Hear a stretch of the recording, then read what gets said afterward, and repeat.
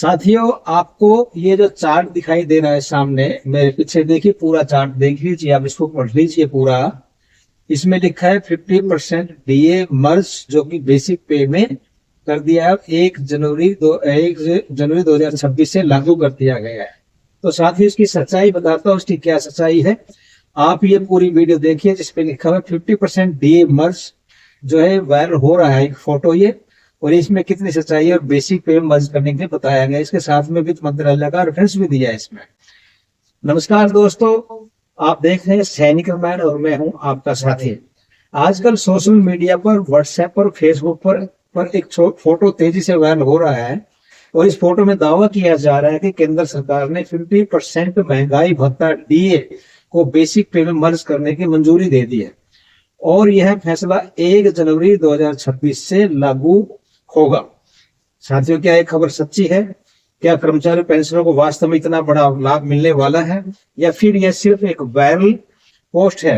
आज के इस वीडियो में तथ्यों के आधार पर इसकी पूरी जांच करेंगे। साथियों, वायरल फोटो में क्या क्या दावा किया गया है, सबसे पहले देखते हैं वायरल फोटो में लिखा क्या है। फोटो में दावा किया गया है कि 50% बेसिक पे को 50% डीए को बेसिक पे में मर्ज कर दिया गया है और यह निर्णय 1 जनवरी 2026 से प्रभावी होगा और लगभग 18 लाख कर्मचारियों और 12 लाख पेंशनरों को लाभ होगा, जो कि फिगर ये भी गलत है।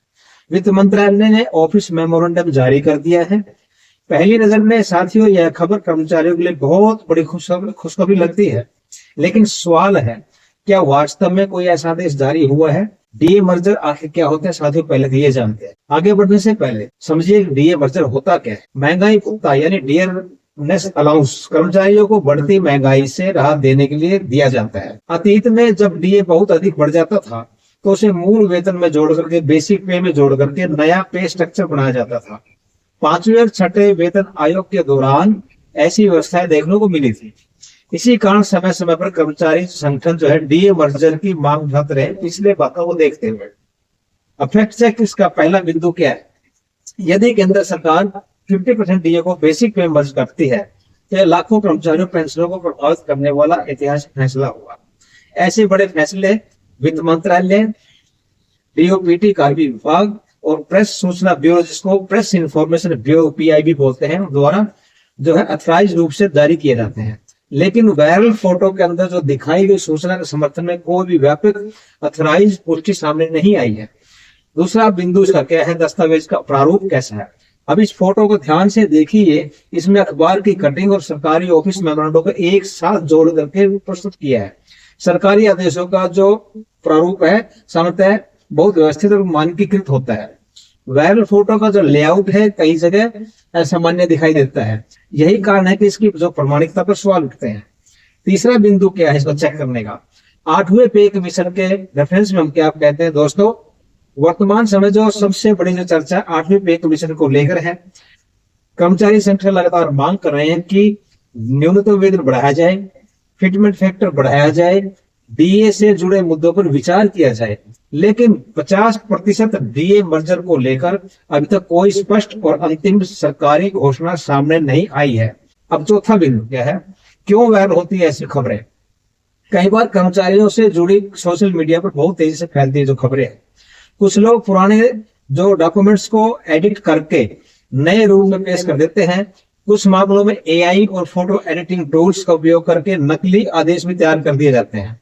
इसलिए केवल फोटो देखकर किसी भी खबर को सच्चाई मान लेना ठीक नहीं है। कर्मचारी और पेंशनरों को साथियों क्या करना चाहिए, हम सबको क्या करना चाहिए, आगे देखिए। यदि आपके पास भी ऐसी कोई वायरल फोटो आती है तो पहले उसका स्रोत देखें, कहां से आई है। फिर वित्त मंत्रालय की जो अथराइज वेबसाइट है उसको जांचें, पीआईबी प्रेस इंफॉर्मेशन ब्यूरो की जो फैक्ट चेक रिपोर्ट चेक करें और जो विश्वसनीय समाचार स्रोत की पुष्टि करें। सोशल मीडिया पोस्ट को अंतिम सत्य न माने, उसको सच्चा न माने। अब महत्वपूर्ण इसमें क्या है दोस्तों, वर्तमान जो उपलब्ध तथ्यों के आधार पर वायरल फोटो में किया गया दावा प्रमाणित नहीं माना जा सकता जब तक केंद्र सरकार की ओर से कोई अथराइज इंफॉर्मेशन, गजट नोटिफिकेशन या वित्त मंत्रालय का जो अथराइज ऑर्डर जारी नहीं होता, तब तक इस खबर को सही मानना ठीक नहीं होगा। इसलिए फिलहाल यह पोस्ट को अनवेरिफाइड या मिसलीडिंग क्लेम में की श्रेणी में रखा जा सकता है। तो साथियों, आपका क्या मानना है? क्या भविष्य में सरकार डीए मर्जर पर कोई बड़ा फैसला ले सकती है? आप अपनी राय कमेंट बॉक्स में जरूर बताइए। यदि वीडियो आपको उपयोगी लगा हो तो लाइक करें, शेयर करें और सैनिक रामायण चैनल को सब्सक्राइब करना ना भूलें। साथियों, मैं इसमें साथ में और आपको थोड़ा सा और बताता हूं कि जो ये पोस्ट चली है, ऐसी कितनी पोस्टें आ चुकी हैं और हमारे जो कर्मचारी हैं, जितने सर्विस कर रहे हैं, जो पेंशनर्स हैं, सबको गुमराह किया जा रहा है। इसलिए जब तक सरकार की तरफ से कोई भी ऑर्डर पास नहीं होता, सच्चाई में होता है, उसका फैक्ट चेक करिए, तभी उसको यकीन कीजिए। नहीं तो काफी खबरें हमारे पास आती है। इसके बारे में मेरे पास खबर आई कि भाई ऐसा 50% मर्ज जो हो चुका है और 1 जनवरी 2026 से लागू हो चुका है, एरर मिलने वाला है। ऐसी कोई खबर नहीं है, क्योंकि जब तक पे कमीशन ही आउट नहीं हुआ तो कहां से ये डीए मर्जर आ गया है, कहां से आपका एरर आ जाएगा। इसलिए इन खबरों को सच मान करके आप पैनिक ना हो। ये टाइम लगेगा। पे कमीशन 8वां पे कमीशन अपना काम कर रहा है, उसका काम चल रहा है, सरकार अपना काम कर रही है और जैसे ही दोनों का जो रिपोर्ट मिलेगी सरकार उसको आउट करवाएगी। तो किसमें चल ये काम तभी होगा। तब तक आप लोग इंतजार कीजिए, शांत रहकर इंतजार कीजिए और इन जो झूठी खबरों पर आप विचार ना करें और झूठी खबरों विश्वास ना करें। आपने वीडियो को देखा, सुना और साथ ही इस वीडियो को अपने साथियों में और भी जरूर फैलाएं, ताकि वो इसमें भ्रम ना पड़े। क्योंकि देखिए, हमारे जो एक्सेस में खासकर फौजी भाई हैं, वो जल्दी ज्यादा इस चीज के अंदर आ जाते हैं। वो जगह जगह पर फोन करने लग जाते हैं और टेंशन लेकर बैठ जाते हैं। इसलिए टेंशन लेने की जरूरत नहीं है जब तक आपके पास। और ये बता दें कि हमारा जो पे कमीशन है, अंदाजा है कि अगस्त सितंबर अक्टूबर 2027 तक आने की उम्मीद है, क्योंकि समय लगता है। जगह जगह से रिपोर्ट मांगी जा रही है। तमाम डिपार्टमेंट्स हैं सेंट्रल गवर्नमेंट के, पैरामिलिट्री फोर्सेज भी है, सभी के लिए पे कमीशन लागू होना है।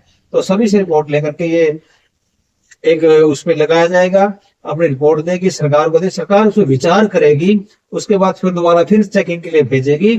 उसके बाद फाइनल रिपोर्ट बन करके तो जब सरकार के पास आए तो सरकार उसको डिक्लेयर करेगी। उससे पहले कुछ भी नहीं होगा। इसलिए इन पोस्टों पर आप यकीन ना करें। इसलिए मैंने ये वीडियो आपके सामने बनाकर भेजा, ताकि आप लोग चौकन्ने रहें। आपने सुना, आपका बहुत बहुत धन्यवाद। जय हिंद, जय भारत, वंदे मातरम।